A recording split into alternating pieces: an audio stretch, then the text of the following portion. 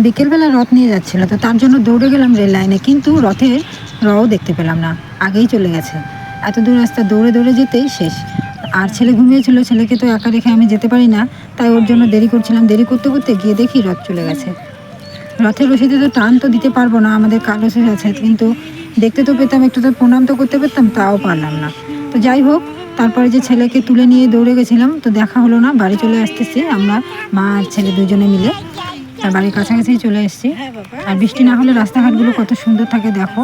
কালকে বিকেলে কিন্তু বৃষ্টি হয়নি, আর আজকে শুরু করে দিয়েছে এই বৃষ্টি এই পরিষ্কার, এই বৃষ্টি এই পরিষ্কার, এরকম করেই দিন যাচ্ছে।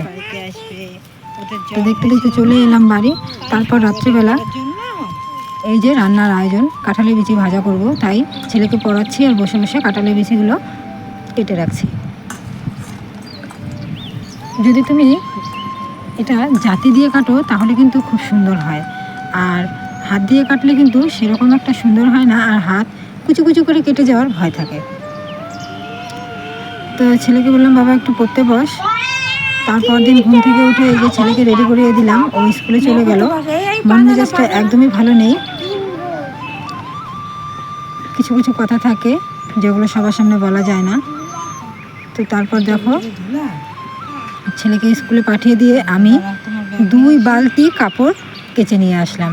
কারেন্টও ছিল না, তার জন্য মোটরও চললো না, তো হাতেই কাচতে কাচতে অবস্থা শেষ। 2 বালতি কাপড় আমি কেচে নিয়ে এসে স্নান করে চলে এলাম। তারপর আছে পুজো, তারপর আছে অন্য কাজকর্ম। আর সকাল থেকে রাত অবধি যত কাজই করো না কেন, পরের বাড়ির মন পাওয়া সেটা তো ভাগ্যের ব্যাপার, যতই করো ততটাই কম।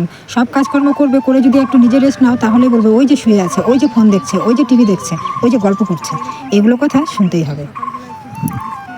রৌদ্র উঠেছিল, এখন আবার দেখো বৃষ্টি এসেছিলো, আবার দেখো রৌদ্র উঠেছে, মানে এই করে 10 মিনিট বৃষ্টি 10 মিনিট রৌদ্র এইভাবেই যাচ্ছে। তো এর মধ্যে দিনটা কাটলো আজকে।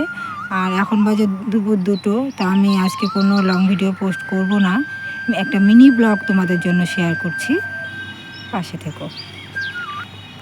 এই ভিডিও করে আদৌ কি আমি কোনোদিনও কিছু করতে পারবো, নাকি সবার সঙ্গে শুধু সংঘর্ষই করব, সেটাই আমি ভাবছি।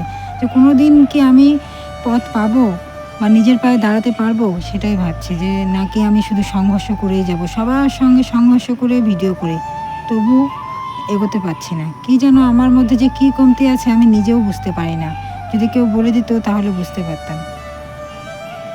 আর আজকে আবার দেখো আকাশটাও খারাপ, আর এই যে আমি বসে আছি বাগানের মধ্যে।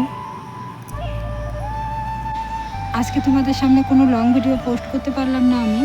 কিছু কিছু পারিবারিক কথা থাকে যেগুলো সবার মাঝে বলা যায় না, তো সেজন্য আমি একটু টেনশনে আছি। তো সেজন্য আমি কোনো ভিডিও এডিটও করতে পারিনি, তো তাই আজকে আমি আর কোনো লং ভিডিও দিতে পারলাম না। তো তোমরা যারা যারা আমাকে ভালোবাসো হয়তো ভাববে যে আজকে কেন দিদিভাই ভিডিও দিল না, তো তার জন্য এই ভিডিওটা।